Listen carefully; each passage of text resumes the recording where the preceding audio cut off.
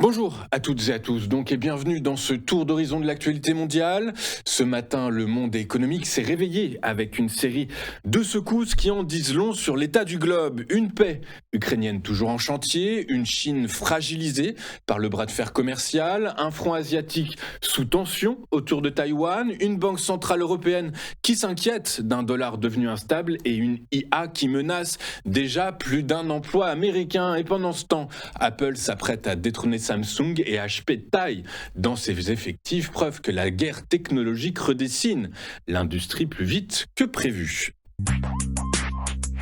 Et alors que l'Ukraine semble prête à s'engager dans un cadre de paix soutenu par les États-Unis, la clé reste la réaction de la Russie. Le plan américain initialement en 28 points a été réduit à 19 après des discussions à Genève entre responsables américains et ukrainiens. Les mesures les plus controversées, comme la réduction de l'armée ukrainienne ou bien encore la cession de territoires du Donbass, ont été amendées pour préserver la souveraineté de Kiev tout en ménageant certains intérêts russes. L'envoyé spécial américain Steve Witkoff se rendra la semaine prochaine à Moscou pour rencontrer Vladimir Poutine. Le Kremlin n'a reçu, lui, qu'une version non officielle de ce plan. Et selon Yuri Ushakov, assistant de Poutine, certains points sont positifs, mais je le cite, plusieurs nécessitent encore une analyse approfondie. Sergueï Ryabkov, vice-ministre des Affaires étrangères russe, rappelle lui qu'il n'y a pas de concession sur les points clés du conflit. Le Kremlin a par ailleurs également critiqué l'ingérence européenne, jugée tout à fait inutile. Du côté européen, Ursula von der Leyen a réaffirmé que l'Union européenne soutiendra Kiev à chaque étape jusqu'à une paix juste et durable, tout en insistant sur le respect de la souveraineté ukrainienne, l'aide financière, l'implication de l'OTAN et la protection des enfants ukrainiens enlevés par la Russie. Les négociations restent donc fragiles et imprévisibles. Donald Trump, qui avait initialement fixé un ultimatum au 27 novembre, précise désormais qu'il ne reste que quelques points de désaccord, laissant la porte ouverte à une prolongation. Sur le terrain, par contre, la guerre continue. L'armée ukrainienne a recensé 92 attaques russes dans la nuit, incluant des missiles Iskander-M et une centaine de drones d'attaque. Géopolitiquement, ces discussions reflètent un équilibre délicat. Washington tente de consolider son rôle de médiateur. L'Europe cherche à soutenir Kiev sans s'imposer et Moscou teste la résistance de ses interlocuteurs tout en ménageant ses options militaires et diplomatiques. Les bénéfices industriels chinois ont reculé de 5,5% en octobre, leur plus forte baisse depuis juin. Cette détérioration marque une rupture nette avec les progressions à deux chiffres observées en août et septembre et traduit la fragilité croissante du moteur manufacturier chinois dans un contexte de tensions géopolitiques renouvelées. L'intensification en octobre du bras de fer commercial entre Washington et Pékin, avec la menace de droits de douane américains pouvant atteindre 100%, a pesé sur la dynamique du secteur. Même si un accord provisoire conclu en fin de mois a permis d'éviter une escalade immédiate, l'incertitude a fortement perturbé les entreprises déjà confrontées à une demande intérieure en perte d'élan. Les divergences sectorielles sont marquées. Les profits du secteur minier ont chuté de 27,8%, tandis que la fabrication et les services publics ont progressé respectivement de 7,7% et de 9,5%. L'automobile affiche une croissance modérée de plus 4,4%, reflet d'un marché encore hésitant. En parallèle, les entreprises publiques stagnent, tandis que les groupes à capitaux étrangers montrent une légère résilience de 3,5%. Le Bureau national des statistiques attribue cette contre-performance à un effet de base élevé et à une hausse rapide des coûts. Mais plusieurs indicateurs confirment un affaiblissement plus profond. L'indice PMI manufacturier recule à 49 points, son plus bas niveau en 6 mois. Les ventes au détail ont ralenti pour le 5e mois consécutif et les investissements en capital fixe enregistrent leur première contraction depuis l'exercice 2020.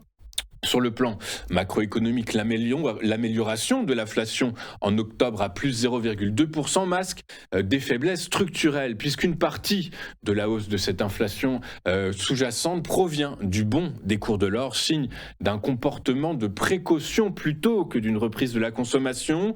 Bref, en toile de fond, Pékin privilégie la stabilité à court terme plutôt qu'un stimulus massif, estimant encore que son objectif de croissance de 5% est atteignable. Mais les pressions déflationnistes et les frictions géopolitiques persistantes, notamment avec les États-Unis et le Japon, continueront de peser sur l'économie chinoise à l'approche de l'exercice 2026.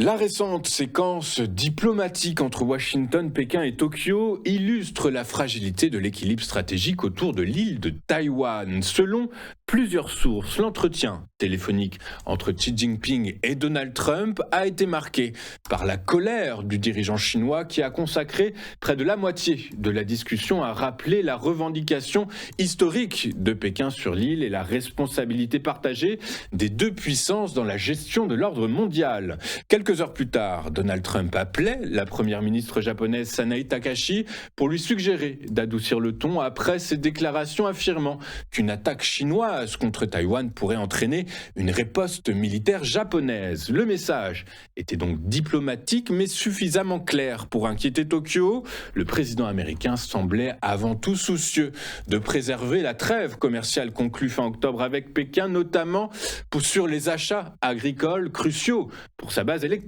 Pour la Chine, Taïwan demeure, vous en doutez, la priorité stratégique absolue. Le rappel du président chinois selon lequel le retour de l'île constitue un pilier de l'ordre international d'après-guerre a été perçu comme une mise en garde implicite à l'égard du Japon, alors que Pékin multiplie les représailles diplomatiques contre Tokyo depuis les propos de Takaichi. Washington, de son côté, tente de maintenir une ligne d'équilibre, c'est-à-dire reconnaître la position chinoise sans l'approuver, tout en continuant à armer Taïwan pour empêcher qu'une annexion ne soit imposée par la force.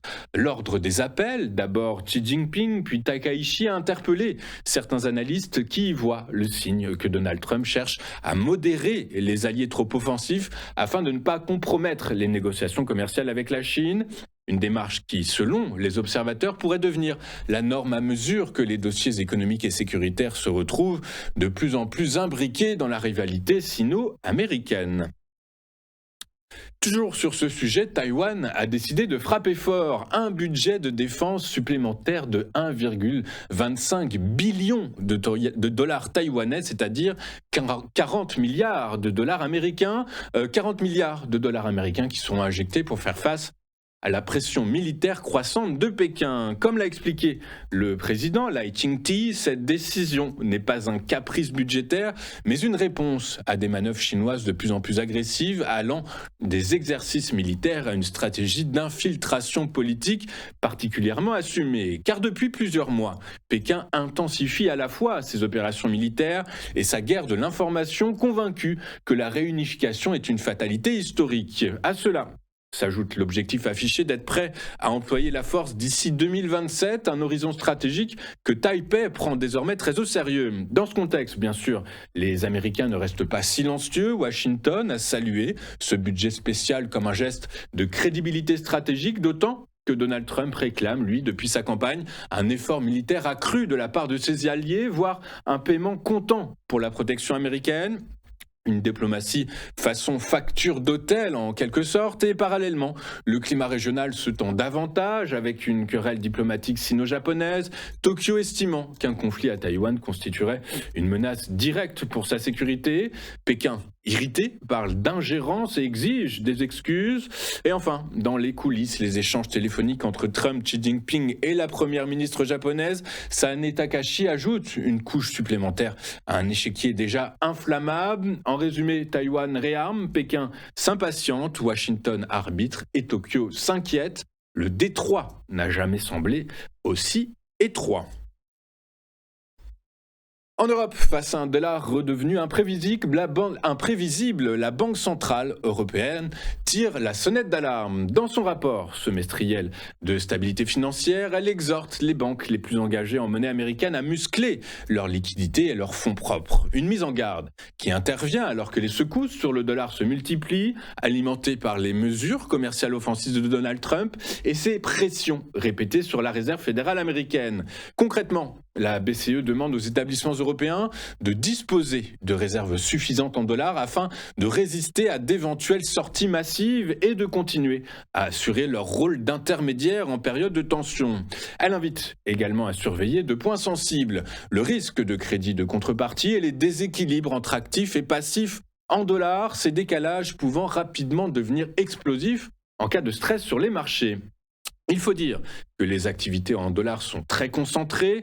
BNP Paribas, Deutsche Bank, Santander, ING, Crédit Agricole, BPCE et Société Générale portent l'essentiel du risque, notamment via le financement de hedge funds, la vente de swaps de change ou bien encore la gestion de leur propre exposition, souvent via des opérations hors bilan. Pour l'heure, les déséquilibres restent contenus grâce aux opérations de pension et aux stratégies de couverture, mais comme le rappelle la BCE, tout cela dépend d'une condition fragile, que le marché des swaps ne se grippe pas. Des swaps de change ne se grippe pas. Fin 2024, l'exposition nette des banques atteignait déjà un léger décalage, 681 milliards d'euros d'actifs en dollars pour 712 milliards prêtés. Une marge étroite sous l'effet d'un dollar chahuté pourrait rapidement se transformer en faille, d'où un message clair, vigilance et surtout liquidité. Loin des discours futuristes et des promesses parfois lyriques autour de l'intelligence artificielle, le MIT, le Massachusetts Intelligence Technology, vient de livrer une étude au réalisme tranchant. 11,7% du marché du travail américain est déjà techniquement remplaçable par l'intelligence artificielle, soit 1200 milliards de dollars de salaires potentiellement exposés. Autant dire qu'on quitte le domaine de l'anecdote. Pour établir ce diagnostic, les chercheurs utilisent l'Iceberg Index, un simulateur capable de modéliser les activités de 151 millions de travailleurs américains. Une sorte de Google Maps du marché du travail, mais alimenté par le supercalculateur Frontier.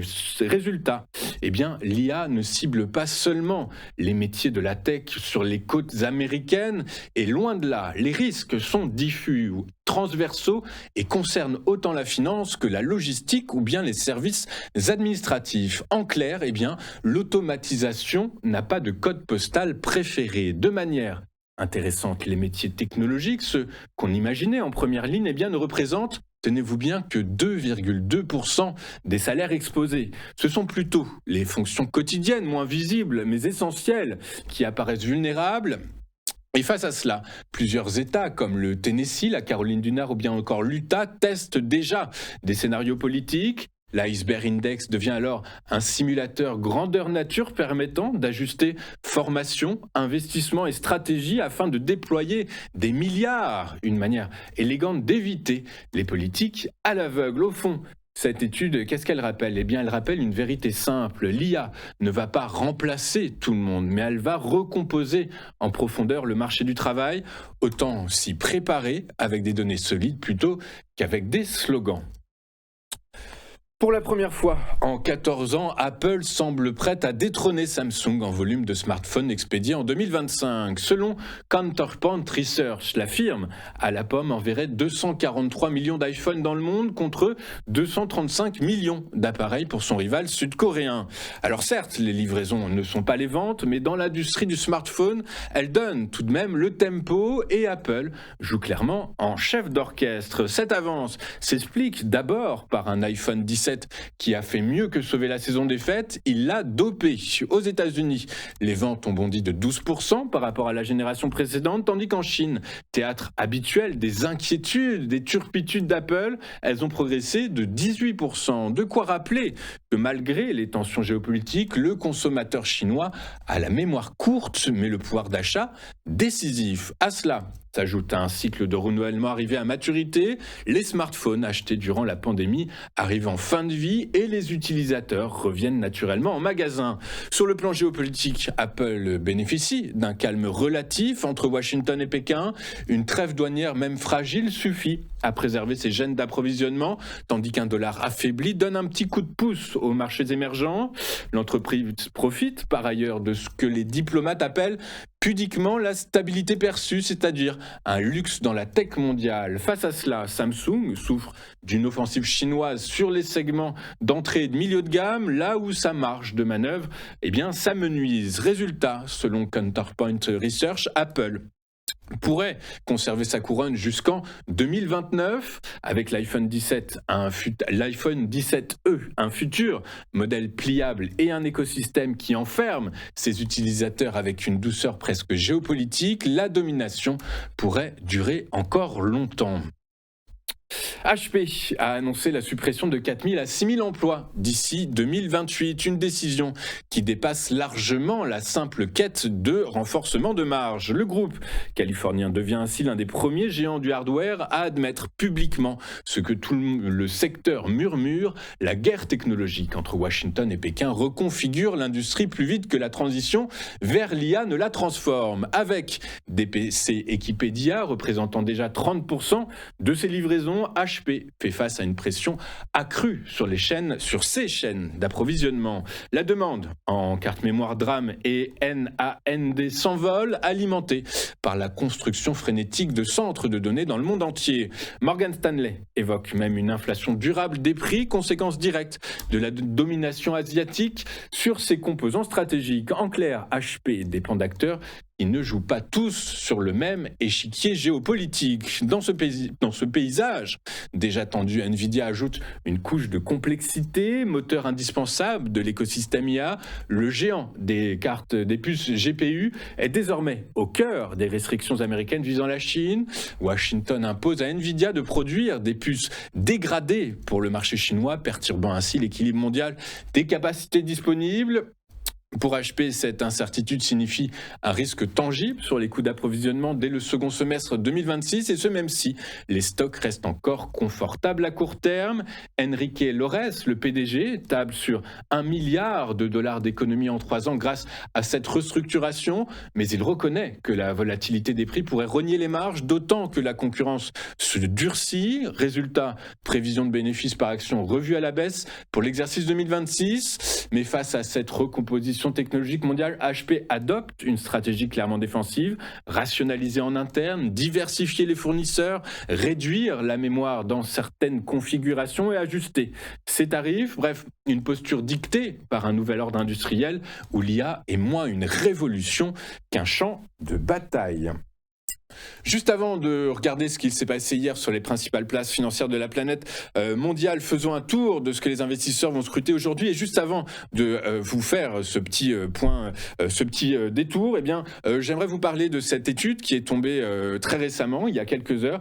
Ce sont les analystes financiers des principales banques mondiales et des principales agences de recherche qui ont publié leurs prévisions de croissance pour l'exercice 2026. Et tenez-vous bien, l'Europe pourrait surperformer les États-Unis pour 2 raisons très simples, les sous-valorisations européennes, mais également par le fait que l'Europe est moins exposée à l'intelligence artificielle. Résultat, l'Eurostoxx pourrait prendre 6,7% en 2026, le DAX pourrait prendre près de 10% en 2026 et le CAC plus de 8%, toujours pour l'exercice 2026. Aux États-Unis, Wall Street pourrait,